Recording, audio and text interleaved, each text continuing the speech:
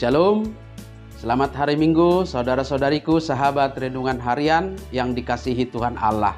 Firman Tuhan yang menjadi kekuatan dan inspirasi hidup kita hari ini, Minggu Seksagesima, tanggal 12 Februari 2023, tertulis di dalam kitab Mazmur pasal 119 ayat 1 sampai dengan ayat 8. Mari kita simak dan renungkan firman Tuhan demikian. Berbahagialah orang-orang yang hidupnya tidak bercela, yang hidup menurut Taurat Tuhan. Berbahagialah orang-orang yang memegang peringatan-peringatannya, yang mencari Dia dengan segenap hati, yang juga tidak melakukan kejahatan, tetapi yang hidup menurut jalan-jalan yang ditunjukkannya. Engkau sendiri telah menyampaikan titah-titahmu supaya dipegang dengan sungguh-sungguh. Sekiranya hidupku tentu untuk berpegang pada ketetapanmu, maka aku tidak akan mendapat malu apabila aku mengamat-amati segala perintahmu. Aku akan bersyukur kepadamu dengan hati jujur apabila aku belajar hukum-hukummu yang adil. Aku akan berpegang pada ketetapan-ketetapanmu. Jangan tinggalkan aku sama sekali. Demikian firman Tuhan. Saudara-saudariku, mengawali renungan hari Minggu ini, mari kita menjawab dan merenungkan dua pertanyaan berikut ini. Yang pertama, apakah makna sesungguhnya dari kata bahagia itu? Yang kedua, apakah standar bahagia itu? Melalui nas firman Tuhan hari inilah kita akan menjawab dua pertanyaan ini, sehingga kita dapat merefleksikannya dan memotivasi kita untuk benar-benar dapat menikmati hidup dengan kebahagiaan yang sesungguhnya. Saudara-saudariku, kebahagiaan seringkali dipahami dalam persepsi perasaan lahiriah saja, yaitu perasaan yang lahir dari keadaan yang sedang dialami oleh seseorang. Atau dengan kata lain, keadaan tertentu yang dialami oleh seseorang itu yang berdampak kepada perasaan senang dan tentram, bebas dari segala yang menyusahkan. Intinya, bahagia sering dimaknai sebagai urusan perasaan.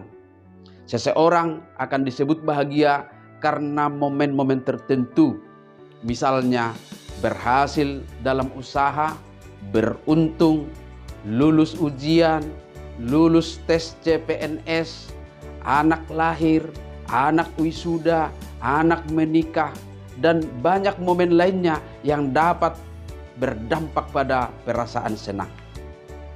Inikah bahagia yang sesungguhnya? Saya yakin orang yang ateis, orang yang tidak beragama, pasti juga bisa berbahagia dengan pengertian yang demikian. Maka dapat kita pastikan bahwa konsep kebahagiaan seperti ini jauh berbeda dari konsep kebahagiaan yang diajarkan oleh kekristenan kita. Coba kita perhadapkan dengan ucapan bahagia dalam khotbah Yesus di bukit yang dicatat dalam Matius pasal 5 ayat 1 sampai dengan ayat 12. Kita akan menemukan makna yang sangat kontradiktif, makna yang sangat berbeda. Mari kita baca beberapa ayat dalam Matius 5, yaitu ayat 3, 4, 5, 6, 10, dan ayat 11. Berbahagialah orang yang miskin di hadapan Allah, karena merekalah yang empunya kerajaan sorga.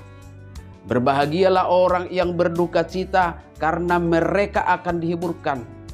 Berbahagialah orang yang lapar dan haus akan kebenaran, karena mereka akan dipuaskan. Berbahagialah orang yang dianiaya oleh sebab kebenaran, karena merekalah yang empunya kerajaan sorga. Berbahagialah kamu jika karena aku kamu dicela dan dianiaya, dan kepadamu difitnahkan segala yang jahat. Bagaimana kita dapat membayangkan seseorang disebut berbahagia ketika miskin di hadapan Allah, ketika berduka cita, ketika lapar dan haus akan kebenaran, ketika dianiaya karena kebenaran, ketika dicela karena nama Yesus. Bukankah itu sangat kontradiktif dengan pengertian bahagia yang dipahami banyak orang? Dari kontroversial pemahaman ini, kita dapat membuat dua jenis bahagia, yaitu bahagia dalam konsep hidup mencari titik nyaman dan bahagia dalam konsep kesediaan dan kesiapan menghadapi tantangan kehidupan. Jadi kalau saat ini ada yang merasa berbahagia karena hal-hal yang situasional yang kita sebutkan tadi, itu adalah bahagia versi titik nyaman hati dan perasaan kita. Tetapi melalui nas khotbah hari ini kita akan menjawab kedua pertanyaan pembuka tadi dan sekaligus mengajak kita untuk move on dari standar bahagia yang hanya sebatas perasaan kepada kebahagiaan yang sesungguhnya. Pertanyaan pertama tadi, apakah makna sesungguhnya dari bahagia itu? Arti bahagia itu secara substansial intinya adalah diberkati atau terberkati. Diberkati itu bukanlah sebuah keadaan ketika kita menerima hal-hal yang menyenangkan. Tetapi diberkati adalah sebuah mindset ketika seseorang sanggup bertahan dalam iman yang benar kepada Tuhan walaupun harus mengalami penderitaan. Dari mana kekuatan seperti itu kita peroleh? Mari kita baca Mazmur 119 ayat 1 dan ayat 2. Berbahagialah orang yang hidupnya tidak bercela, yang hidup menurut Taurat Tuhan. Berbahagialah orang-orang yang memegang peringatan-peringatannya, yang mencari Dia dengan segenap hati. Untuk memudahkan kita memahami pernyataan ini, saya mau membaca berbahagialah dengan kata diberkatilah. Diberkatilah orang-orang yang hidupnya tidak bercela, yang hidup menurut Taurat Tuhan. Diberkatilah orang-orang yang memegang peringatan-peringatannya, yang mencari Dia dengan segenap hati. Maka coba kita selidiki hati kita masing-masing. Andaikan saat ini ada yang bergumul tentang hidupnya, tentang kesehatan, tentang ekonomi, tentang hasil kebun yang kurang memuaskan. Andaikan ada yang sedang bergumul tentang hubungan keluarga. Ada orang tua yang merasa tidak diperdulikan anak-anaknya. Ada anak yang merasa diabaikan orang tuanya. Ada istri atau suami yang merasa tidak diperdulikan oleh suami atau istrinya. Apakah kamu saat ini merasa keadaanmu sedang tidak terberkati? Bisa ya, bisa tidak. Tergantung pemahaman bahagia itu tadi. Kalau bahagia atau diberkati itu orientasinya pada keadaan, maka selamanya kamu tidak akan merasa bahagia.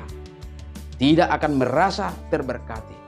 Tetapi kalau bahagia atau terberkati itu orientasinya pada hidup yang tidak bercela, orientasinya pada kesetiaan akan Taurat Tuhan, pasti keadaan itu tidak akan pernah mengambil berkat itu daripadamu. Sekarang yang mana kita? Semua itu tergantung pada pemahaman kita. Yang pasti, orang yang mengharapkan sesuatu dari luar dirinya untuk mendatangkan bahagia, selamanya tidak akan mendapatkannya. Tetapi orang yang menjaga kesetiaannya kepada firman Tuhan, entah dia memperoleh atau tidak memperoleh apa yang diinginkannya, dia tidak akan pernah kehilangan kebahagiaan dan sukacitanya. Yesus Kristus sendiri lewat ucapan bahagia dalam Matius 5 secara eksplisit mengajarkan bahwa ternyata yang membuat kita bahagia, membuat kita terberkati bukan dengan menambahkan sesuatu ke dalam hidup kita, menambahkan harta benda, menambahkan segala sesuatu yang kita anggap sumber kebahagiaan. Bukan dengan menambahkan semua itu, melainkan dengan mengurangi dan membuang.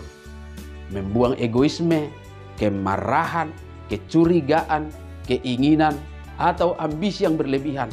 Membuang dendam dan segala pikiran yang negatif. Serta memelihara kemurnian hati dengan ketaatan kepada firman Tuhan. Yang kedua, apakah standar bahagia itu? Bapak, Ibu, dan saudara-saudari, bahagiakah kalau anak lulus? Lulus dengan nilai baik? Lalu bagaimana kalau tidak lulus? Bahagiakah kalau beruntung? Bagaimana kalau rugi? Bahagiakah kalau para pedagang banyak pembeli? Bagaimana kalau sedikit? Bahagiakah kalau anak menikah? Bagaimana kalau belum? Bahagiakah kalau dekat dengan anak cucu? Bagaimana kalau jauh? Dua keadaan itu adalah realitas hidup kita. Tidak selamanya kita hanya memperoleh hal-hal yang baik. Ada masanya kita berhadapan dengan keadaan buruk. Tetapi dengan berpegang kepada Taurat Tuhan, pada firman Tuhan, hal ini benar-benar akan membuat hidup jasmani dan rohani kita tetap sehat segar, bersemangat, bertumbuh, dan produktif untuk hal-hal yang baik. Maka berikanlah waktu untuk membaca dan mendengar firman Tuhan, sehingga kita dapat menerapkannya dalam merespon kehidupan kita yang penuh tantangan ini. Dengan firman Tuhan, kita diajak untuk menikmati hidup, menjadi orang yang menemukan kebahagiaan dalam konsep kesiapan dan kesediaan kita menghadapi tantangan hidup ini. Amin. Selamat hari Minggu, selamat beraktivitas, Tuhan memberkati.